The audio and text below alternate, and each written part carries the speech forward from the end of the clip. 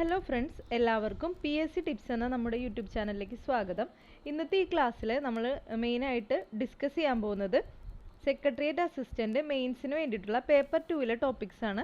അതിൽ module 1 principle of administration അതിനെ പറ്റിയിട്ടാണ് നമ്മൾ ഡിസ്കസ് ചെയ്യാൻ പോകുന്നത്. ഇതിൽ മെയിനായിട്ട് administration definition and scope, type of organisation, public, private and non profit, principle of administration, ഇത്രയും ടോപ്പിക്സ് ആണ് നമ്മൾ ഡിസ്കസ് ചെയ്യാൻ പോകുന്നത്. അടുത്ത ക്ലാസ്സിൽ ഇതിനെ റിലേറ്റ് ചെയ്തിട്ടുള്ള ബാക്കി ടോപ്പിക്സ് നമ്മൾ ഡിസ്കസ് ചെയ്യുന്നതായിരിക്കും. അപ്പോൾ ഈ ഒരു മൊഡ്യൂളിന് 10 മാർക്കാണ് മെയിനായിട്ടുള്ളത്. ഒബ്ജക്റ്റീവ് ടൈപ്പ് ക്വസ്റ്റ്യൻസ് ആയിരിക്കും ഉണ്ടാവുക. നമ്മുടെ ഈ ടോപ്പിക്സ് എല്ലാം നമ്മൾ ഫിനിഷ് ചെയ്ത് കഴിഞ്ഞ് കഴിയുമ്പോൾ അതുമായിട്ട് റിലേറ്റ് ചെയ്തിട്ടുള്ള MCQസും ഡിസ്കസ് ചെയ്യുന്നതായിരിക്കും. യൂണിവേഴ്സിറ്റി അസിസ്റ്റൻറ്റിനൊക്കെ ചെയ്ത പോലെ തന്നെ ഇതിനും നമ്മൾ അങ്ങനെ ഡിസ്കസ് ചെയ്യുന്നതായിരിക്കും. അപ്പോൾ ക്ലാസ് കഴിയുമ്പോൾ എല്ലാവർക്കും ക്ലാസ് ഇഷ്ടമായിട്ടുണ്ടെങ്കിൽ അത് കമൻറ്റിലൂടെ പറയുക. അപ്പോൾ നമുക്ക് വീണ്ടും ഇതുമായി റിലേറ്റ് ചെയ്തിട്ടുള്ള വേറെ ക്ലാസ്സുകൾ പ്രൊവൈഡ് ചെയ്യാൻ സാധിക്കുന്നതാണ്. അപ്പോൾ നിങ്ങളുടെ കമൻറ്റ് അനുസരിച്ച് നമുക്ക് ക്ലാസ്സിനി മുന്നോട്ട് കൊണ്ടുപോകാം. അപ്പോൾ നമുക്ക് ഒട്ടും ടൈം കളയാതെ ക്ലാസ്സിലേക്ക് കിടക്കാം. അഡ്മിനിസ്ട്രേഷൻ എന്താണെന്ന് നമുക്ക് ഡിസ്കസ് ചെയ്യാം. അതിൻ്റെ ഒരു ഡെഫിനേഷൻ എന്താണെന്ന് ആദ്യം നമുക്ക് നോക്കാം. Administration is a process of organizing, managing and directing human and material resources to achieve objective efficiently and effectively. അതായത് ഒരു പ്രീസെറ്റ് ആയിട്ടുള്ള ഒരു ഒബ്ജക്റ്റീവ് നേടിയെടുക്കാൻ വേണ്ടിയിട്ട് ഹ്യൂമണും മെറ്റീരിയലും ആയിട്ടുള്ള റിസോഴ്സസിനെ ഓർഗനൈസ് ചെയ്യുകയും മാനേജ് ചെയ്യുകയും ഡയറക്റ്റ് ചെയ്യുകയും ചെയ്യുന്ന ഒരു പ്രോസസ്സിനെയാണ് അഡ്മിനിസ്ട്രേഷൻ എന്നതുകൊണ്ട് ഉദ്ദേശിക്കുന്നത്. Administration refers to mobilization of resources, human and material to achieve preset objectives. ഇത് നമ്മൾ പറഞ്ഞ ഈ കാര്യം തന്നെയാണ്. മുന്നേ തീരുമാനിച്ച ഒബ്ജക്റ്റീവ്സ് നേടിയെടുക്കാൻ വേണ്ടിയിട്ട് ഹ്യൂമണും മെറ്റീരിയലുമായിട്ടുള്ള റിസോഴ്സസിനെ മൊബിലൈസ് ചെയ്യുന്ന അല്ലെങ്കിൽ അതിനെ അഡ്മിനിസ്റ്റർ ചെയ്യുന്ന മാനേജ് ചെയ്യുന്ന ഒരു പ്രോസസ്സിനെയാണ് അഡ്മിനിസ്ട്രേഷൻ എന്നതുകൊണ്ട് ഉദ്ദേശിക്കുന്നത്. അഡ്മിനിസ്ട്രേഷൻ എന്നത് പ്രൈവറ്റ് സെക്ടറിലും അതുപോലെ തന്നെ പബ്ലിക് സെക്ടറിലും നമ്മൾ ഒരുപോലെ യൂസ് ചെയ്യാറുണ്ട്. പബ്ലിക് സെക്ടറിലാണെങ്കിൽ അഡ്മിനിസ്ട്രേഷൻ എന്നതുകൊണ്ട് ഉദ്ദേശിക്കുന്നത് ഗവൺമെൻറ്റും അതിൻ്റെ ഫങ്ഷൻസും ആണ്. അതുപോലെ പ്രൈവറ്റ് ബിസിനസ്സിലാണെങ്കിൽ അഡ്മിനിസ്ട്രേഷൻ റിലേറ്റ് ചെയ്യുന്നത് മെയിനായിട്ട് കോർപ്പറേറ്റ് മാനേജ്മെൻ്റ് ആണ്. അപ്പോൾ പബ്ലിക് സെക്ടറിൽ ഗവൺമെൻറ്റും ഗവൺമെൻറ്റിൻ്റെ ഫങ്ഷൻസും ആണ് അഡ്മിനിസ്ട്രേഷൻ ഡീൽ ചെയ്യുന്നതെങ്കിൽ പ്രൈവറ്റ് സെക്ടറിൽ കോർപ്പറേറ്റ് മാനേജ്മെൻറ്റിനെയാണ് അഡ്മിനിസ്ട്രേഷൻ എന്നതുകൊണ്ട് ഉദ്ദേശിക്കുന്നത്. ഇനി അഡ്മിനിസ്ട്രേഷൻ എന്നൊരു വേർഡ് എങ്ങനെ ഒറിജിൻ ചെയ്തു എന്ന് നമുക്ക് നോക്കാം. അഡ്മിനിസ്ട്രേഷൻ എന്നൊരു ഇംഗ്ലീഷ് വേർഡ് മെയിനായിട്ട് 2 ലാറ്റിൻ വേർഡിൽ നിന്നാണ് ഒറിജിനേറ്റ് ചെയ്യപ്പെട്ടിരിക്കുന്നത്. ആഡ് ആൻഡ് മിനിസ്റ്ററെയർ എന്ന 2 ലാറ്റിൻ വേർഡിൽ നിന്നാണ് ഒറിജിനേറ്റ് ചെയ്യപ്പെട്ടിരിക്കുന്നത്.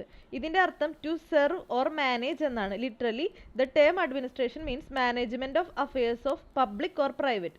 പബ്ലിക്കോ പ്രൈവറ്റ് ആയിട്ടുള്ള ഒരു എൻറ്റിറ്റിയുടെ അഫയേഴ്സിൻ്റെ മാനേജ്മെൻറ്റിനെയാണ് അഡ്മിനിസ്ട്രേഷൻ എന്നതുകൊണ്ട് ഉദ്ദേശിക്കുന്നത്. അപ്പോൾ അഡ്മിനിസ്ട്രേഷൻ എന്നത് മെയിനായിട്ട് 2 ലാറ്റിൻ വേർഡിൽ നിന്നാണ് വന്നേക്കണേ. ഇതിൻ്റെ അർത്ഥം ടു സെർവ് ഓർ മാനേജ് എന്നാണ്.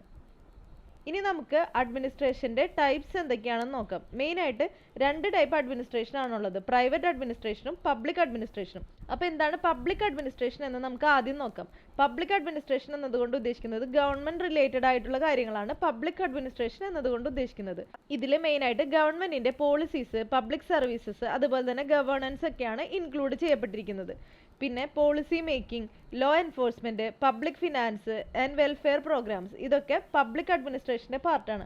അപ്പോൾ പബ്ലിക് അഡ്മിനിസ്ട്രേഷൻ എന്നതുകൊണ്ട് ഉദ്ദേശിക്കുന്നത് ഗവൺമെൻറ്റും അതിൻ്റെ പോളിസീസും അത് പ്രൊവൈഡ് ചെയ്യുന്ന സർവീസസും ഗവേണൻസും ഒക്കെയാണ്. അപ്പോൾ ഇതിലാണ് പോളിസി മേക്കിങ്ങും ലോ എൻഫോഴ്സ്മെൻറ്റും അതുപോലെ തന്നെ പബ്ലിക് ഫിനാൻസും പിന്നെ ഗവൺമെൻറ് നടത്തി വരുന്ന വെൽഫെയർ പ്രോഗ്രാംസും എല്ലാം വരുന്നത് ഈ പബ്ലിക് അഡ്മിനിസ്ട്രേഷനിലാണ്. പ്രൈവറ്റ് അഡ്മിനിസ്ട്രേഷൻ എന്നതുകൊണ്ട് ഉദ്ദേശിക്കുന്നത് ബിസിനസ് റിലേറ്റഡ് ആയിട്ടുള്ള ഒരു കൺസെപ്റ്റാണ് പ്രൈവറ്റ് അഡ്മിനിസ്ട്രേഷൻ എന്നത്. പ്രൈവറ്റ് അഡ്മിനിസ്ട്രേഷൻ്റെ മെയിൻ ഫോക്കസ് എന്താണെന്ന് വെച്ചിട്ടുണ്ടെങ്കിൽ പ്രോഫിറ്റ് മേക്കിംഗ് ആൻഡ് ബിസിനസ് എഫിഷ്യൻസിയാണ്. ബിസിനസ്സിൻ്റെ എഫിഷ്യൻസിയും അതുപോലെ തന്നെ പ്രോഫിറ്റ് മേക്കിംഗും ആണ് പ്രൈവറ്റ് അഡ്മിനിസ്ട്രേഷൻ്റെ മെയിൻ ആയിട്ടുള്ള ലക്ഷ്യം. ഇതിൽ മെയിനായിട്ട് ഇൻക്ലൂഡ് ചെയ്യുന്നത് production, management, marketing, finance, human resources, ഇങ്ങനത്തെ ഫങ്ഷൻസ് ആണ് പ്രൈവറ്റ് അഡ്മിനിസ്ട്രേഷനിൽ മെയിനായിട്ട് ഇൻക്ലൂഡ് ചെയ്യുന്നത്. അപ്പോൾ പബ്ലിക് അഡ്മിനിസ്ട്രേഷൻ എന്താണ്, പ്രൈവറ്റ് അഡ്മിനിസ്ട്രേഷൻ എന്താണെന്ന് എല്ലാവർക്കും മനസ്സിലായെന്ന് വിചാരിക്കുന്നു. പബ്ലിക് അഡ്മിനിസ്ട്രേഷൻ എന്നതുകൊണ്ട് ഉദ്ദേശിക്കുന്നത് ഗവൺമെൻറ് റിലേറ്റഡ് ആയിട്ടുള്ള കാര്യങ്ങളാണെങ്കിൽ പ്രൈവറ്റ് അഡ്മിനിസ്ട്രേഷൻ എന്നതുകൊണ്ട് ഉദ്ദേശിക്കുന്നത് ബിസിനസ് റിലേറ്റഡ് ആയിട്ടുള്ള കാര്യങ്ങളാണ്. പബ്ലിക് അഡ്മിനിസ്ട്രേഷൻ്റെ മോട്ടീവ് എന്നത് സർവീസ് ഓറിയൻറ്റഡ് ആണെങ്കിൽ പ്രൈവറ്റ് അഡ്മിനിസ്ട്രേഷൻ ആണെങ്കിൽ അത് പ്രോഫിറ്റ് മോട്ടീവാണ്. അപ്പോൾ ഇത്രയും കാര്യങ്ങൾ എല്ലാവരും ഓർത്ത് വയ്ക്കുക. ഇനി നമുക്ക് പബ്ലിക് അഡ്മിനിസ്ട്രേഷൻ്റെ ഒരു ഡെഫിനീഷൻ നോക്കാം. പബ്ലിക് അഡ്മിനിസ്ട്രേഷൻ്റെ ഫാദറാണ് വുഡ്രോ വിൽസൺ. അദ്ദേഹം പബ്ലിക് അഡ്മിനിസ്ട്രേഷനെ ഡിഫൈൻ ചെയ്യുന്നത് public administration is a detailed and systematic application of law എന്നാണ്. ഒരു നിയമത്തിൻ്റെ ഡീറ്റെയിൽഡും സിസ്റ്റമാറ്റിക് ആയിട്ടുള്ള ആപ്ലിക്കേഷനെയാണ് പബ്ലിക് അഡ്മിനിസ്ട്രേഷൻ എന്നതുകൊണ്ട് ഉദ്ദേശിക്കുന്നത് എന്നാണ് വുഡ്രോ വിൽസൺ പറയുന്നത്. അദ്ദേഹത്തിൻ്റെ ഫേമസ് ബുക്കിൻ്റെ പേരാണ് the study of public administration. ഇത് പബ്ലിഷ് ചെയ്യുന്നത് 1887 അപ്പോൾ ഇത് ഇമ്പോർട്ടൻ്റ് ആണ്, ചിലപ്പോൾ ചോദിക്കാൻ സാധ്യതയുണ്ട്. The study of public administration publish in the year 1887.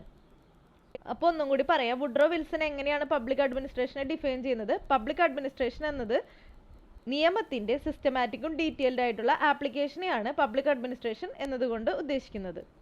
ഇനി നമുക്ക് പബ്ലിക് അഡ്മിനിസ്ട്രേഷൻ്റെ പ്രിൻസിപ്പിൾസ് എന്താണെന്ന് നോക്കാം. മെയിനായിട്ട് പബ്ലിക് അഡ്മിനിസ്ട്രേഷന് കുറച്ച് പ്രിൻസിപ്പിൾസ് ഉണ്ട്. അത് ഏതൊക്കെയാണ്?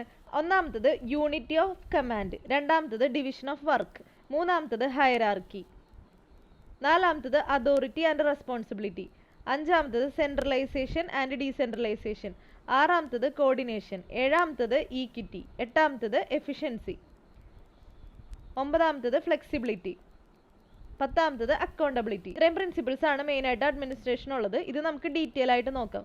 ഫസ്റ്റത്തത് unity of command. Unity of command എന്നതുകൊണ്ട് ഉദ്ദേശിക്കുന്നത് എന്താണ്? ഒരു സ്ഥാപനത്തിലെ അല്ലെങ്കിൽ ഗവൺമെൻറ്റിൻ്റെ ആയിക്കോട്ടെ പ്രൈവറ്റ് ആയിക്കോട്ടെ ഏത് സ്ഥാപനത്തിലെ ആയാലും ഒരു എംപ്ലോയിക്ക് ഒരു സുപ്പീരിയറിൽ നിന്ന് മാത്രമേ ഓർഡേഴ്സ് ലഭിക്കാൻ പാടുള്ളൂ. അതാണ് യൂണിറ്റി ഓഫ് കമാൻഡ് എന്നതുകൊണ്ട് ഉദ്ദേശിക്കുന്നത്. രണ്ടാമത്തത് ഡിവിഷൻ ഓഫ് വർക്ക് ആണ്. ഡിവിഷൻ ഓഫ് വർക്ക് എന്ന് പറയുന്നത് ഓരോ മേഖലയിൽ സ്പെഷ്യലൈസ്ഡ് ആയിട്ടുള്ള ആൾക്കാർക്ക് അവരുടെ മേഖലയായിട്ട് റിലേറ്റ് ചെയ്തിട്ടുള്ള വർക്ക് ഡിവൈഡ് ചെയ്ത് കൊടുക്കുക. അതാണ് ഡിവിഷൻ ഓഫ് വർക്ക് എന്നതുകൊണ്ട് ഉദ്ദേശിക്കുന്നത്. അതുമൂലം സ്പെഷ്യലൈസേഷനും അതുപോലെ തന്നെ എഫിഷ്യൻസിയും പ്രൊഡക്ടിവിറ്റിയൊക്കെ ഇംപ്രൂവ് ചെയ്യാൻ സാധിക്കും.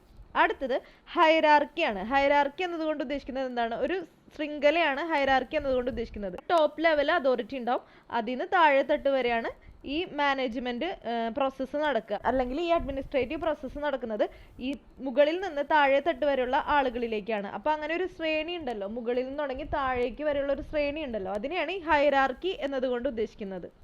അടുത്തത് അതോറിറ്റി ആൻഡ് റെസ്പോൺസിബിലിറ്റി ആണ്. അതോറിറ്റി എന്നതുകൊണ്ട് ഉദ്ദേശിക്കുന്നത് എന്താണ്? ഒരു ഡിസിഷൻ എടുക്കാനുള്ള പവറിനെയാണ്. റെസ്പോൺസിബിലിറ്റി എന്നതുകൊണ്ട് ഉദ്ദേശിക്കുന്നത് ഒരു ടാസ്ക് കംപ്ലീറ്റ് ചെയ്യാനുള്ള ഒരു ഒബ്ലിഗേഷനെയാണ് റെസ്പോൺസിബിലിറ്റി എന്നതുകൊണ്ട് ഉദ്ദേശിക്കുന്നത്. ഈ അതോറിറ്റിയുടെയും റെസ്പോൺസിബിലിറ്റിയുടെയും ഈക്വൽ ആയിട്ടുള്ള ബാലൻസ് ഉണ്ടെങ്കിൽ മാത്രമേ അക്കൗണ്ടബിലിറ്റിയും അതുപോലെ തന്നെ എഫിഷ്യൻസിയും ഉണ്ടാവുള്ളൂ. അടുത്തത് സെൻട്രലൈസേഷൻ ആൻഡ് ഡീസെൻട്രലൈസേഷൻ ആണ്. സെൻട്രലൈസേഷൻ എന്താണെന്ന് എല്ലാവർക്കും അറിയാം. Decision making power concentrated at the top level. അധികാരം മുകൾ തട്ടിൽ കോൺസെൻട്രേറ്റ് ചെയ്യണതിനെയാണ് സെൻട്രലൈസേഷൻ എന്നതുകൊണ്ട് ഉദ്ദേശിക്കുന്നത്.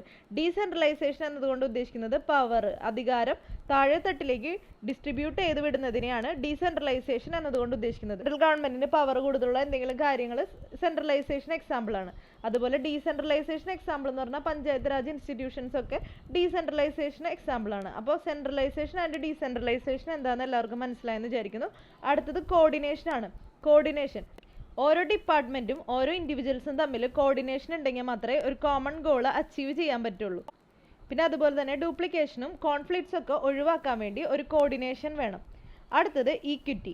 ഈക്വിറ്റി എന്നതുകൊണ്ട് ഉദ്ദേശിക്കുന്നത് എല്ലാ എംപ്ലോയീസിനും ഈക്വലും ഫെയറും ആയിട്ടുള്ള ട്രീറ്റ്മെൻറ്റ് കൊടുക്കണം. അതുപോലെ എല്ലാവരെയും ഇൻക്ലൂഡ് ചെയ്തിട്ടുള്ള ഒരു ഡിസിഷൻ മേക്കിംഗ് ആയിരിക്കണം ഉണ്ടാവേണ്ടത്. നോൺ ഡിസ്ക്രിമിനേഷൻ ആയിരിക്കണം. ആർക്കും ഒരു ഡിസ്ക്രിമിനേഷൻ ഉണ്ടാവാൻ പാടില്ല. അതാണ് ഈക്വിറ്റി.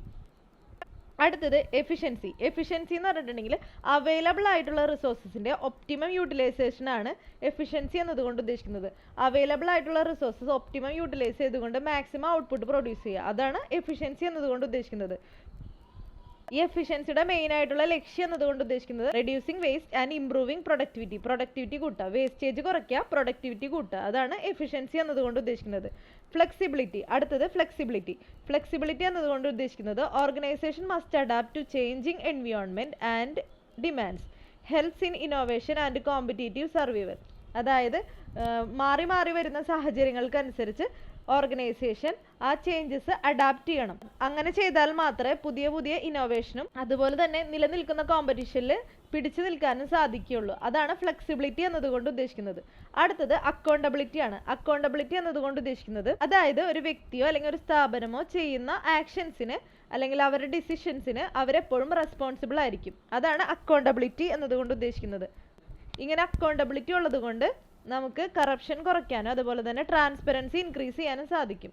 എക്സാമ്പിൾ പറയുകയാണെങ്കിൽ ഗവൺമെൻറ് എംപ്ലോയീസ് തന്നെ. ഗവൺമെൻറ് എംപ്ലോയീസ് ഇപ്പോൾ ഗവൺമെൻറ്റിനോട് അവർ ചെയ്യുന്ന ആക്ഷൻസിന് അക്കൗണ്ടബിൾ ആണ്. അതുപോലെ തന്നെ RTI ഒക്കെ ഉള്ളതുകൊണ്ട് അവരുടെ ആക്ഷൻസിന് അവർ സിറ്റിസൺസിന് അക്കൗണ്ടബിൾ ആണ്.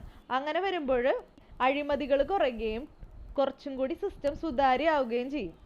അതാണ് അക്കൗണ്ടബിലിറ്റി എന്നതുകൊണ്ട് ഉദ്ദേശിക്കുന്നത്. അപ്പോൾ ഇത്രയും കാര്യങ്ങൾ എല്ലാവർക്കും മനസ്സിലായെന്ന് വിചാരിക്കുന്നു. അപ്പോൾ ഒന്നും കൂടി ഞാൻ പറയാം. പ്രിൻസിപ്പിൾസ് ഓഫ് അഡ്മിനിസ്ട്രേഷൻ എന്നത് യൂണിറ്റി ഓഫ് കമാൻഡ് ആണ് ആദ്യത്തേത്, രണ്ടാമത്തേത് ഡിവിഷൻ ഓഫ് വർക്ക്, മൂന്നാമത്തേത് ഹയറാർക്കി, നാലാമത്തേത് അതോറിറ്റി ആൻഡ് റെസ്പോൺസിബിലിറ്റി, അഞ്ചാമത്തേത് സെൻട്രലൈസേഷൻ ആൻഡ് ഡീസെൻട്രലൈസേഷൻ, ആറാമത്തേത് കോർഡിനേഷൻ, ഏഴാമത്തേത് ഈക്വിറ്റി, എട്ടാമത്തേത് എഫിഷ്യൻസി, ഒമ്പതാമത്തേത് ഫ്ലെക്സിബിലിറ്റി, പത്താമത്തേത് അക്കൗണ്ടബിലിറ്റി. ഇനി നമുക്ക് മെയിനായിട്ട് ടൈപ്പ് ഓഫ് ഓർഗനൈസേഷൻസ് നോക്കാം. എന്തൊക്കെ ടൈപ്പ് ഓർഗനൈസേഷൻസ് ഉണ്ടെന്ന് നോക്കാം. മെയിനായിട്ട് ഞാൻ 3 ടൈപ്പ് ഓർഗനൈസേഷനെ പറ്റിയിട്ടാണ് പറയുന്നത്. അതിൽ ഫസ്റ്റത്തത് പബ്ലിക് ഓർഗനൈസേഷൻ, രണ്ടാമത്തത് പ്രൈവറ്റ് ഓർഗനൈസേഷൻ, മൂന്നാമത്തത് നോൺ പ്രോഫിറ്റ് ഓർഗനൈസേഷൻ അല്ലെങ്കിൽ NPOs. ആദ്യത്തേത് നമുക്ക് നോക്കാം, പബ്ലിക് ഓർഗനൈസേഷൻ. പബ്ലിക് ഓർഗനൈസേഷൻ എങ്ങനെയാണ്? Owned and managed by government to serve public interest. ഗവൺമെന്റിന്റെ കീഴിൽ വരുന്ന ഓർഗനൈസേഷനെയാണ് പബ്ലിക് ഓർഗനൈസേഷൻ എന്നതുകൊണ്ട് ഉദ്ദേശിക്കുന്നത്. ഇതിന്റെ മെയിൻ ആയിട്ടുള്ള ഒരു എയിം എന്താണെന്ന് വെച്ചിട്ടുണ്ടെങ്കിൽ providing essential services rather than generate profit. Profit generate ചെയ്യുക എന്നതിലുപരി എല്ലാവർക്കും വേണ്ടുന്ന സർവീസസ് പ്രൊവൈഡ് ചെയ്യുക എന്നതായിരിക്കും പബ്ലിക് ഓർഗനൈസേഷന്റെ മെയിൻ ആയിട്ടുള്ള ലക്ഷ്യങ്ങൾ. സർവീസ് ഓറിയന്റഡ് ആയിരിക്കും മെയിനായിട്ട് പബ്ലിക് ഓർഗനൈസേഷൻ എന്ന് പറയുന്നത്. ഇതിനൊരു എക്സാമ്പിൾ പറയുകയാണെങ്കിൽ ഗവൺമെന്റിന്റെ കീഴിലുള്ള സ്ഥാപനങ്ങൾ, ഇന്ത്യൻ റെയിൽവേ, അതൊക്കെ മെയിനായിട്ട് പബ്ലിക് ഓർഗനൈസേഷൻസ് ആണ്. അതിൽ പ്രോഫിറ്റ് മോട്ടീവ് എന്നതിലുപരി ഒരു സർവീസ് മോട്ടീവാണ് മെയിനായിട്ട് ഉണ്ടാവുക. അടുത്തത് പ്രൈവറ്റ് ഓർഗനൈസേഷൻ ആണ്. ഇത് owned by individual or group with a goal of making profit. Profit ഉണ്ടാക്കുക എന്ന ഉദ്ദേശത്തോടെ ഒരു ഇൻഡിവിജ്വലോ ഒരു ഗ്രൂപ്പോ നടത്തുന്ന ഓർഗനൈസേഷനെയാണ് പ്രൈവറ്റ് ഓർഗനൈസേഷൻ എന്നതുകൊണ്ട് ഉദ്ദേശിക്കുന്നത്. ഇതിന്റെ മെയിൻ ആയിട്ടുള്ള മോട്ടീവ് എന്താ? Profit maximisation and business growth. ബിസിനസിന്റെ ഗ്രോത്തും പ്രോഫിറ്റ്, ലാഭം ഉണ്ടാക്കുക എന്നതാണ് മെയിനായിട്ട് പ്രൈവറ്റ് ഓർഗനൈസേഷന്റെ ലക്ഷ്യം എന്നത്. ഈ പ്രൈവറ്റ് ഓർഗനൈസേഷന്റെ ഡിസിഷൻ മേക്കിംഗ് എന്ന് പറയുന്നത് കോമ്പറ്റീഷനെയും പ്രോഫിറ്റബിലിറ്റിനെയൊക്കെ റിലേറ്റ് ചെയ്തിട്ടായിരിക്കും ഇരിക്കുക. എങ്ങനെ പ്രോഫിറ്റ് ഉണ്ടാക്കാം, എങ്ങനെ ബിസിനസ്സിന് ഗ്രോത്ത് ഉണ്ടാവാം എന്നതിനെ റിലേറ്റ് ചെയ്തിട്ടായിരിക്കും പ്രൈവറ്റ് ഓർഗനൈസേഷന്റെ മെയിൻ ആയിട്ടുള്ള ഡിസിഷൻ മേക്കിംഗ് എന്ന് പറയുന്നത്. ഒരു എക്സാമ്പിൾ ആയിട്ട് പറയുകയാണെങ്കിൽ റിലയൻസ്, ടാറ്റ ഗ്രൂപ്പ് അങ്ങനെയുള്ള പ്രൈവറ്റ് ഫേംസ് ആണ് ഇതിന് പ്രൈവറ്റ് ഓർഗനൈസേഷന്റെ മെയിൻ ആയിട്ടുള്ള എക്സാമ്പിൾ. അടുത്തത് നോൺ പ്രോഫിറ്റ് ഓർഗനൈസേഷൻ ആണ് NPOs. ഈ സോഷ്യൽ, എഡ്യൂക്കേഷണൽ, റിലീജിയസ്, ഹ്യൂമാനിറ്റേറിയൻ കോസിന് വേണ്ടി വർക്ക് ചെയ്യുന്ന ഓർഗനൈസേഷൻസ് ആണ്. ഇത് പ്രോഫിറ്റ് മോട്ടീവ് അല്ല, പ്രോഫിറ്റ് ആശ്രയിക്കാതെ സോഷ്യലായിട്ടോ എഡ്യൂക്കേഷണലായിട്ടോ റിലീജിയസ് ആയിട്ടോ ഹ്യൂമാനിറ്റേറിയൻ കോസിന് വേണ്ടിയൊക്കെ വർക്ക് ചെയ്യുന്ന ഓർഗനൈസേഷൻസ് ആണ് നോൺ പ്രോഫിറ്റ് ഓർഗനൈസേഷൻ എന്നതുകൊണ്ട് ഉദ്ദേശിക്കുന്നത്. ഇതിന്റെ മെയിൻ ആയിട്ടുള്ള ഒരു മോട്ടീവ് എന്ന് പറയുന്നത് വെൽഫെയർ പ്രൊമോട്ട് ചെയ്യുക, അതുപോലെ തന്നെ സോഷ്യൽ ഡെവലപ്മെന്റ് പ്രൊമോട്ട് ചെയ്യുക. വെൽഫെയറും സോഷ്യൽ ഡെവലപ്മെന്റ് പ്രൊമോട്ട് ചെയ്യുക എന്നതാണ് നോൺ പ്രോഫിറ്റ് ഓർഗനൈസേഷന്റെ ഒരു ഒബ്ജക്റ്റീവ്. ഡൊണേഷൻസും ഗ്രാൻസും അതുപോലെ തന്നെ വളണ്ടറി വർക്കിനെയൊക്കെ ഡിപ്പെൻഡ് ചെയ്താണ് ഇരിക്കുന്നത്. ഇതിന്റെ മെയിൻ ആയിട്ടുള്ള നടത്തിപ്പ് എന്നത് ഡൊണേഷൻസിനെയും ഗ്രാൻസിനെയും വളണ്ടറി വർക്കിനെയൊക്കെ ബേസ് ചെയ്തിട്ടാണ് ഇരിക്കുന്നത്. ഇതിന് മെയിൻ ആയിട്ടുള്ള എക്സാമ്പിൾ ആണ് റെഡ് ക്രോസ് ഒക്കെ പോലുള്ള സംഘടനകൾ. അപ്പോൾ ഇത്രയും കാര്യങ്ങൾ എല്ലാവർക്കും മനസ്സിലായെന്ന് വിചാരിക്കുന്നു. 3 ടൈപ്പ് ഓർഗനൈസേഷൻ പറഞ്ഞു: public organisation, private organisation and non profit organisation. അപ്പോൾ ഇത്രയുള്ള ഇന്നത്തെ ക്ലാസ് എന്ന് പറയുന്നത്. അപ്പോൾ എല്ലാവർക്കും ക്ലാസ് ഇഷ്ടമായെന്ന് വിചാരിക്കുന്നു. ക്ലാസ് ഇഷ്ടമായെങ്കിൽ നമ്മുടെ ഈ വീഡിയോ ഒന്ന് ലൈക്ക് ചെയ്യുക, പിന്നെ നിങ്ങളുടെ ഫ്രണ്ട്സിനൊക്കെ ഒന്ന് ഷെയർ ചെയ്ത് കൊടുക്കുക. നമ്മുടെ ചാനൽ ആദ്യമായിട്ടാണ് കാണുന്നുണ്ടെങ്കിൽ ചാനൽ സബ്സ്ക്രൈബ് ചെയ്യുക. പിന്നെ ഇനിയും ഇതുപോലെ മെയിൻസുമായിട്ട്, സെക്രട്ടേറിയറ്റ് അസിസ്റ്റന്റ് മെയിൻസുമായിട്ട് റിലേറ്റ് ചെയ്തിട്ടുള്ള സെക്കൻഡ് പേപ്പറിലെ ടോപ്പിക്സ് വേണമെന്നുണ്ടെങ്കിൽ നിങ്ങളുടെ അഭിപ്രായങ്ങൾ കമൻറ്റിൽ പറയുക. അപ്പോൾ അതനുസരിച്ച് നമ്മൾക്ക് ക്ലാസ്സസ് മുന്നോട്ട് കൊണ്ടുപോകാവുന്നതാണ്. പിന്നെ അതുപോലെ തന്നെ ഈ ക്ലാസ്സിലെ ടോപ്പിക്സ് കഴിയുന്നതിനനുസരിച്ച് നമ്മൾ MCQസും ചെയ്യുന്നതായിരിക്കും. അപ്പോൾ അത് നിങ്ങൾക്ക് എക്സാമിന് നല്ല ഹെൽപ്ഫുൾ ആയിരിക്കും. അപ്പോൾ നമുക്ക് അടുത്തൊരു ക്ലാസ്സിൽ കാണാം. Thank you.